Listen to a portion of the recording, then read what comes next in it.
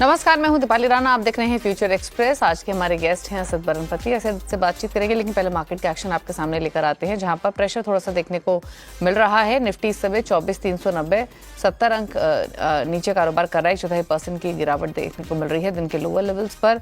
Bank Nifty कल भी कमजोर था, आज भी वीक है। 1% नीचे बैंक निफ्टी है 54,453 के लेवल्स पर। लेकिन आज प्रॉफिट टेकिंग इंटेंसिफाई हुई है मिड कैप्स और स्मॉल कैप्स में। तो ब्रॉडर मार्केट में दबाव और यहाँ भी दिन के लोअर लेवल्स पर ट्रेड कर रहे हैं। 1.25% नीचे निफ्टी मिड कैप इंडेक्स है, 1.25% नीचे ही almost Nifty small cap index कर रहा है ट्रेड। तो मार्केट्स कह सकते हैं डेज लो पर ही हैं, specially Nifty bank, Nifty mid cap, Nifty small cap, तीनों ही इंडेक्स दिन के लोअर लेवल्स पर कर रहे हैं ट्रेड। क्योंकि ब्रॉडर मार्केट में सेल ऑफ है, इसीलिए मार्केट का मूड भी बेयरिश दिख रहा है आपको। एनएससी स्टैट्स में गिरने वाले स्टॉक्स 1951, बढ़ने वाले स्टॉक्स की संख्या 574 के आसपास है। सेक्टोरल मूव्स लेकर आते हैं तो आज के सेशन में एकमात्र सेक्टर जो हरे निशान में है वो निफ्टी ऑटो का है, जो कि 0.5% ऊपर है, थैंक्स टू एमएनएम, मारुति जैसे स्टॉक्स को, जो कि स्ट्रेंथ दिखा रहे हैं। इसके अलावा सभी सेक्टर्स लाल निशान में है आज के कारोबार में। एफएमसीजी एक सेक्टर है जो बिल्कुल फ्लैट ट्रेड कर रहा है, कभी लाल कभी हरे निशान के टिक्स यहाँ देखने को मिल रहे हैं। सबसे ज्यादा गिरावट कहीं है तो निफ्टी पीएसयू बैंक इंडेक्स में 2.5% नीचे, निफ्टी रियल्टी इंडेक्स कमजोर है 2% नीचे, निफ्टी एनर्जी में 1% की कमजोरी, निफ्टी फार्मा, साथ ही निफ्टी मेटल इंडेक्स में भी 0.5% की गिरावट देखने को मिल रही है। तो ऑटोज में बाइंग है, फ्लैट ट्रेड कर रहे हैं एफएमसीजी और आईटी आज के कारोबार में। तो ये रहा प्राइस एक्शन। अब इम्पॉर्टेंट ये है कि यहाँ से ट्रेडिंग स्ट्रैटेजीज क्या हो सकती हैं, इस पर बातचीत करेंगे। असद नमस्कार, स्वागत है आपका। और सबसे पहले तो हैप्पी बर्थडे, जन्मदिन की ढेर सारी शुभकामनाएं आपको। तो पहले तो ये बताइए क्या प्लान्स, आज के दिन आप काम कर रहे हैं, इवनिंग के प्लान्स होंगे I am sure. Thank you Deepali ji, pleasant surprise. हाँ, मतलब I guess at this point of time there is no celebration as such, but हाँ, बच्चे लोग के साथ whatever little that is there. So thank you for the wishes. Okay okay, happy birthday again. और चलिए असद से स्ट्रैटेजीज लेंगे हमारे व्यूअर्स के लिए उनके बर्थडे पर एज अ रिटर्न गिफ्ट। लेकिन सबसे पहले डेटा लेकर आते हैं आपके सामने, निफ्टी बैंक निफ्टी का एफएनओ हीट मैप लेकर आते हैं और उसके बाद ट्रेड्स को समझेंगे, कैसे पोजीशंस आप बना सकते हैं इंडेक्स पर या फिर स्टॉक लेवल पर। कुछ स्टॉक्स हमने भी आइडेंटिफाई किए हैं, उस पर भी लेंगे असद की राय। लेकिन पहले निफ्टी कॉल के आंकड़े आपके सामने हैं, तो आप बिल्डअप देखिए कितना स्ट्रॉन्ग है। निफ्टी की 24,400 की कॉल में 1.5 करोड़ से ज्यादा का ओपन इंटरेस्ट है, 1.25 करोड़ का बदलाव हुआ है ओपन इंटरेस्ट में। 24,500 की कॉल में 2 करोड़ का ओपन इंटरेस्ट, 91 लाख का बदलाव। और 24,600 की कॉल में लगभग 1.25 करोड़ का ओपन इंटरेस्ट है, 30 लाख का बदलाव। वहीं पुट अगर आप देखेंगे तो 24,300 1 करोड़ का ओपन इंटरेस्ट, 31 लाख का बदलाव। 70 लाख का ओपन इंटरेस्ट है 24,200 में, यहाँ पर 19 लाख का बदलाव देखने को मिला है। और साथ ही 24,100 की पुट में 30 लाख का ओपन इंटरेस्ट है, 2 लाख का बदलाव हुआ है। तो नीचे की तरफ 24,300 पर पोजीशंस ऐड होती हुई दिख रही हैं और ऊपर की तरफ 24,500। साथ ही एक बार लेकर आते हैं निफ्टी बैंक के नंबर्स आपके सामने, उन आंकड़ों को भी दिखाते हैं क्या डेवलपमेंट हो रही है। तो 24,500 की कॉल में 3.25 लाख का ओपन इंटरेस्ट, 1 लाख का बदलाव। 24,700 की कॉल में 1.5 लाख का ओपन इंटरेस्ट, 72 का बदलाव। और 55,000 की कॉल में 10 लाख का ओपन इंटरेस्ट है, 60,000 का बदलाव। वहीं पुट साइड पर 54,400 की पुट में 2.25 लाख का ओपन इंटरेस्ट, 35,000 का बदलाव।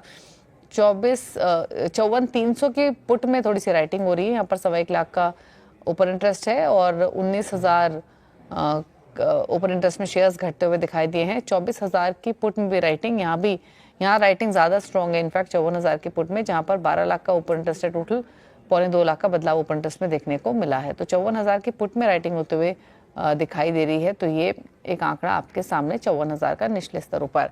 अब दिखाते हैं आपको एफएनओ हीट मैप, वहाँ पर क्या रुझान देखने को मिल रहा है।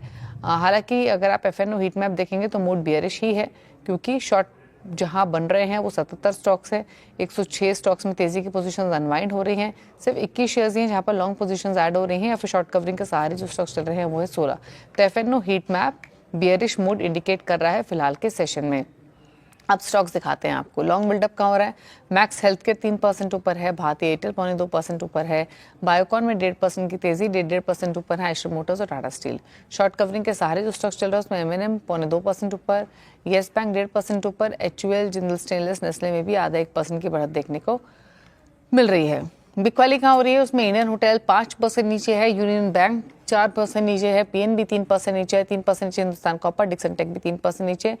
लॉन्ग अनवाइंडिंग कहाँ हो रही है, वो कमेंस 6% नीचे, एंजल वन 4.5% नीचे, 4% नीचे गोदरेज प्रॉपर्टीज, कल्याण ज्वेलर्स 4% नीचे और एनसीसी लिमिटेड भी 4% नीचे कर रहा है ट्रेड।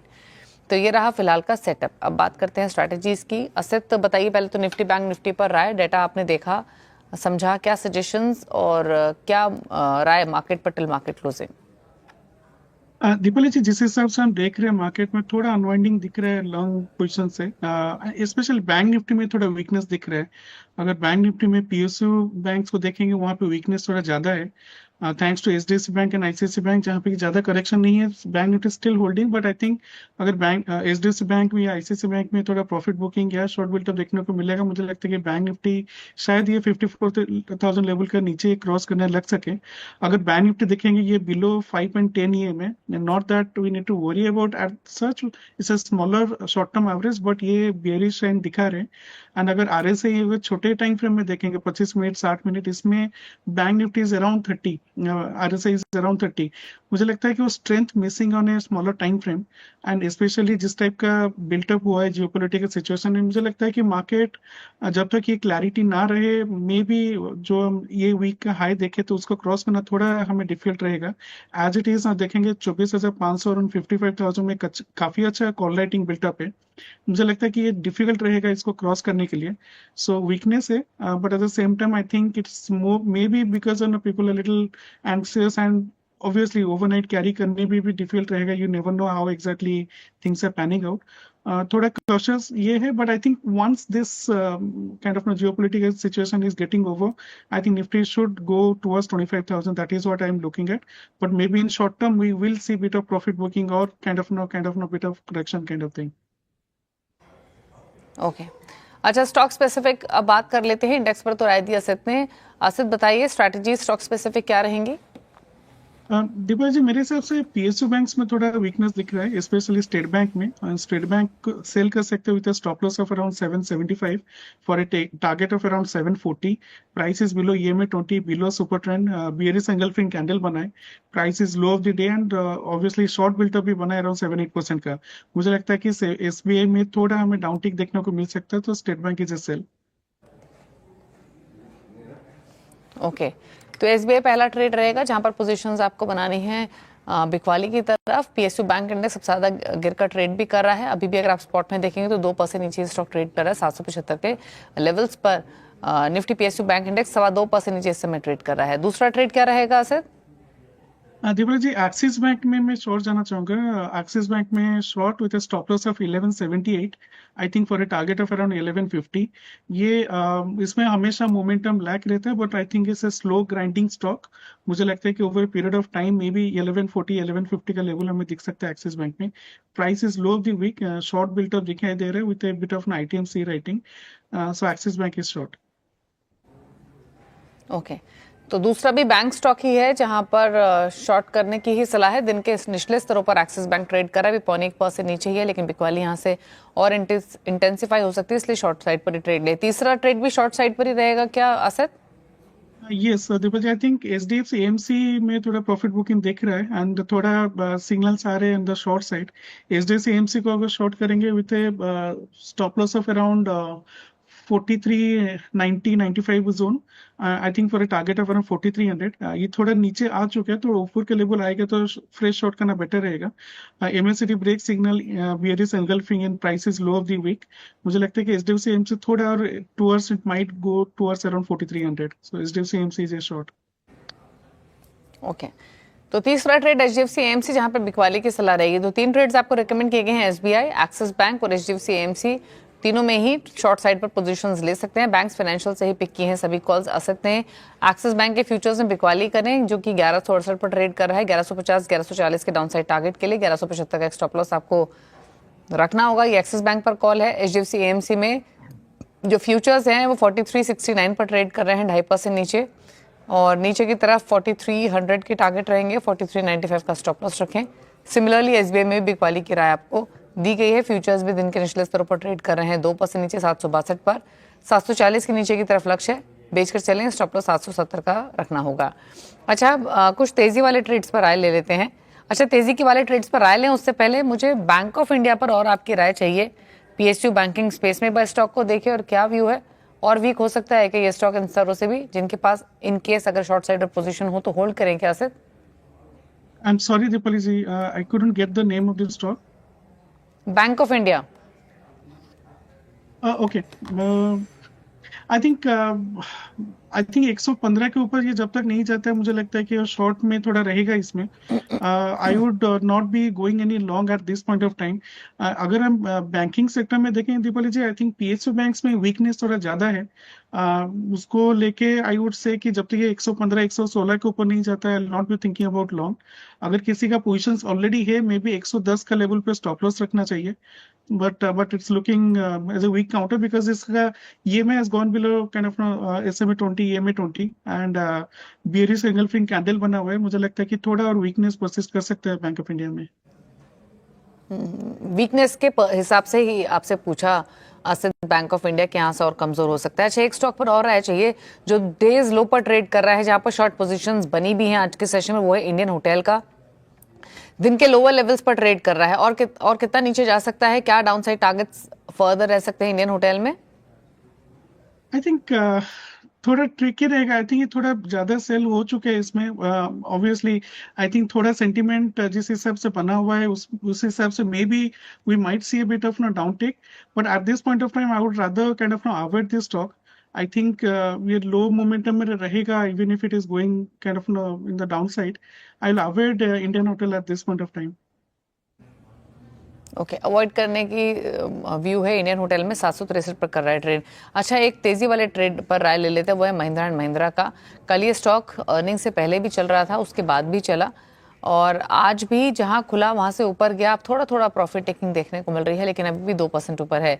क्या व्यू है इन स्तरों से एमएनएम पर 3080 पर ट्रेड करते हुए? ऐसे I think Deepali ji, MNM काफी स्ट्रॉन्ग नंबर्स आए थे, काफी अच्छा रैली भी हुआ है, बट यहाँ पे फ्रेश एंट्री करना till the time it is not crossing may be 3110 3120, I don't think अभी फ्रेश लॉन्ग करना ठीक रहेगा। इसको अगर कोई ऑलरेडी लॉन्ग कर चुके हैं, मे बी अराउंड 3060 का स्टॉप लॉस रखना चाहिए। बट अगर ये स्लाइड होके मे बी अराउंड 3000 के लेवल पे, 3020 के लेवल पे आएंगे, जहाँ पे काफी अच्छा पुट राइटिंग बना हुआ है, आई थिंक वहां पे फ्रेश एंट्री करना बेटर रहेगा। Just on the perspective of risk reward, the counter is very strong. Long term में there is obviously I don't see any issue. Maybe जो अभी swing low बना था 27-2800, that could be the kind of fractal low kind of thing in a monthly time frame kind of thing. But I think 3020 3030 में entry करना better रहेगा rather than taking at a higher level, and especially when there is a geopolitical situation is brewing up, maybe there could be a profit booking. So lower level पे entry करना better रहेगा than at this level. Okay, चलिए, तो ये राय रही MNM पर। और आप देख रहे हैं फ्यूचर एक्सप्रेस। अब बात करेंगे कमंस की, क्योंकि कैपिटल गुड्स स्पेस की कंपनी कमंस में तेज गिरावट है। क्यों ये गिरावट हावी हुई है, ये समझाने के लिए हमारे साथ सीएनबीसी टीवी 18 की सहयोगी वामाक्षी मौजूद है। वामाक्षी, बताइए क्यों कमजोरी के साथ कर रहा है ये स्टॉक ट्रेड? जी बिल्कुल, भारी गिरावट नज़र आ रही है कमिंस में। अगर हम देखें तो कंपनी की जो पेरेंट कंपनी है कमिंस इंक, इनकी तरफ से नंबर्स आए थे और उसी के बाद उनका एक कॉन कॉल भी था। तो आइए देखते हैं कौन से इंपॉर्टेंट पॉइंट्स है। पहला इंपॉर्टेंट मुद्दा जो है वो है गाइडेंस के ऊपर। कंपनी ने 2025 के लिए जो फोरकास्ट दिया था वो अब उन्होंने विड्रॉ कर दिया है। पहले कंपनी ने गाइडेंस जो दी थी वो थी कि रेवेन्यू ग्रोथ की उन्होंने रेंज दी थी -2% से लेकर +3% तक। ग्लोबल पेरेंट के जो पावर जेन रेवेन्यूज थे वो एक्सपेक्ट कर रहे थे 5 to 15% से बढ़ेंगे, और इंडिया रीजन के लिए करीब 10% की ग्रोथ ये लोग एक्सपेक्ट कर रहे थे। मगर टैरिफ अनसर्टेनिटीज़ के चलते इन्होंने अपनी गाइडेंस को विड्रॉ किया है। सेकेंड इंपॉर्टेंट पॉइंट है उनके इंडिया रीजन के परफॉर्मेंस का।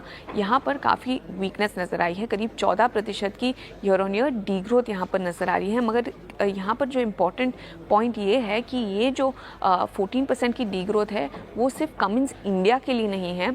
कमिंस इनकी काफ़ी सारी एंटिटीज़ हैं इंडिया में, और ये जो डी ग्रोथ है वो सारे एंटिटीज़ कंबाइन के लिए है। थर्ड इंपॉर्टेंट पॉइंट जो कमिंस इंडिया के पर्सपेक्टिव से काफ़ी इंपॉर्टेंट है वो है पावर जेन रेवेन्यूज़। इंडिया के पावर जेन रेवेन्यूज़ में करीब 10% की डी ग्रोथ इन्होंने नज़र आई है। उनका कहना है कि ये जो डी ग्रोथ है वो लार्जली प्री बाय डिमांड जो हमने देखने मिली थी same quarter last year emission norm changes के चलते, उसी की वजह से ये डी ग्रोथ नज़र आ रही है।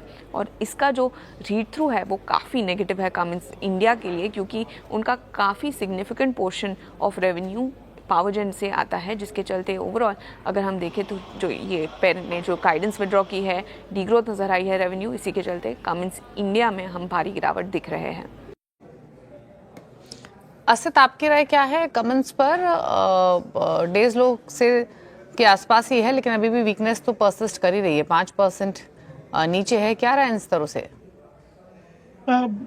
Counter is weak. There is no doubt on that. Dipalji, kind of price has gone below this all the EMA 20 and Super 10 के नीचे जा चुका है. But मुझे समझ लगता है कि जब भी इस टाइप का बड़ा गिरावट होता है, मे बी थोड़ा वेट करना चाहिए any critical level to be breached. मुझे लगता है 2760 65 लेवल के नीचे जाएगा तो फ्रेश शॉट बनेगा.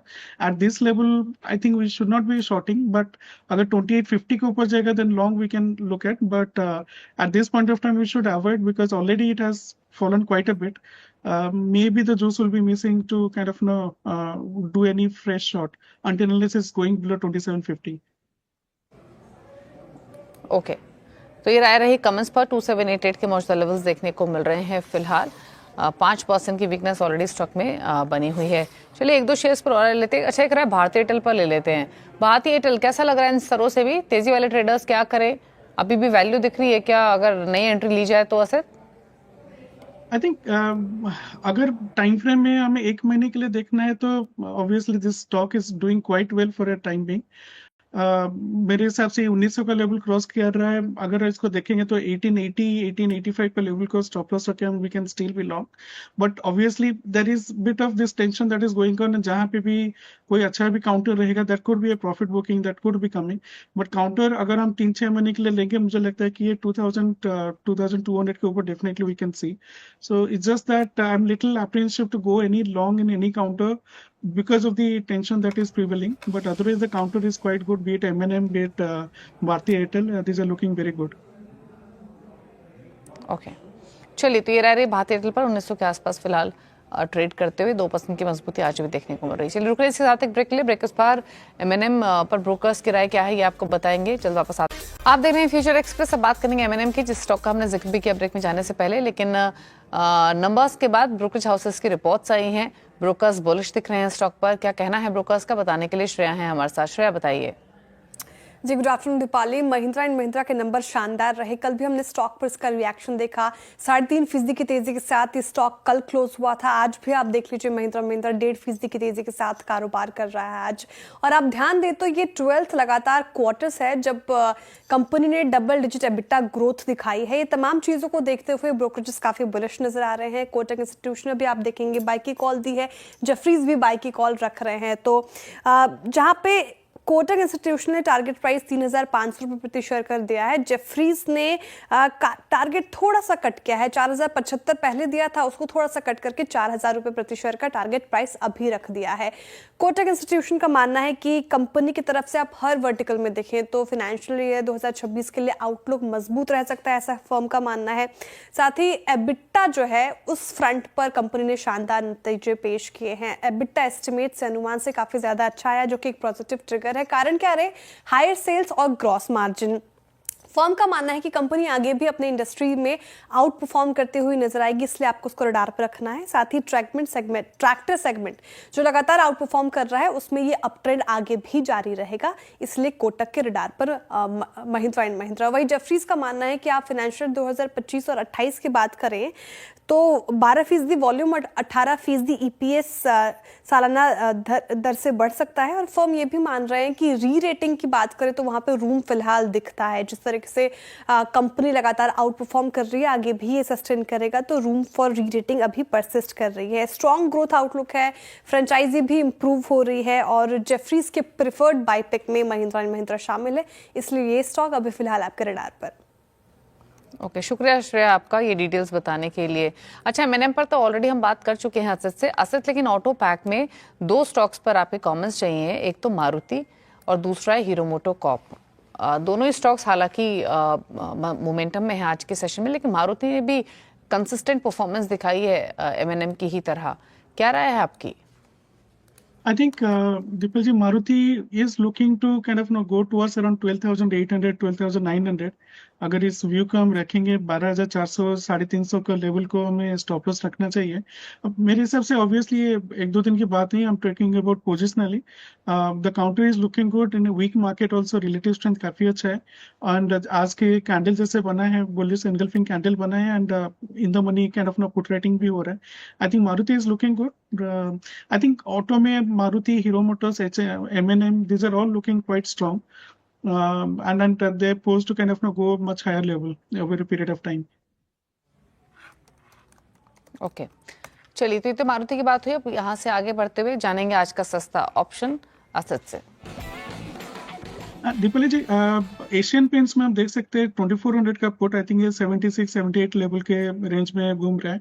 आई थिंक अगर ये 2400 के नीचे जाता है तो मुझे लगता है कि पुट का वैल्यू बढ़ेगा। इसका स्टॉप लॉस रखेंगे अराउंड 65 में, I think for a target of around 95। Asian Paints का price has gone below EMA 20 bullish bearish engulfing candle बना है।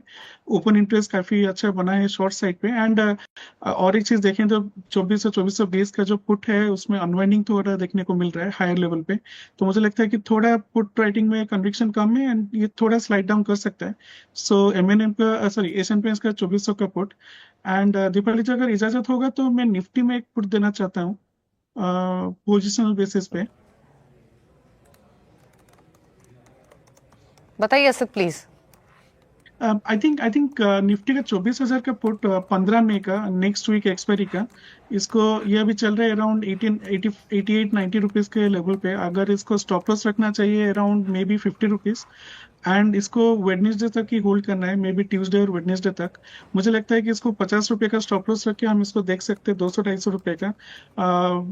अगर मार्केट कहीं पे जा नहीं रहा है, there is no movement that is happening, maybe we can kind of square it off earlier, but I think 50-60 रुपए का स्टॉप लॉस रख के उसको हम देख सकते हैं for around 180 to 200 rupees. Geopolitical tension है एंड जिससे सब थोड़ा वीकनेस बढ़ रहा है, मुझे लगता है कि पोर्टफोलियो के हिसाब से भी एक हेजिंग करके रखना बेटर रहेगा। तो 24,000 का पुट फॉर 15th में at 90, stop loss of around 60 rupees, target of around 180 to 200. Okay, चलिए तो ये आपको दो ऑप्शन ट्रेड रेकमेंड किए गए हैं निफ्टी पर भी, जहां पर 24,000 की पुट जो फिलहाल 89 के आसपास ट्रेड करी, वहां पोजीशन बना सकते हैं। एशियन पेंट्स की 2400 की कॉल ऑप्शन में खरीदारी की सलाह है, जिसका भाव भी 78 रुपए का है। 95 के लक्ष्य के लिए खरीदें, 65 रुपए का स्टॉप लॉस रखने की सलाह है। चलिए, शुक्रिया असद शो में आने के लिए और ये तमाम स्ट्रैटेजीज रेकमेंड करने के लिए।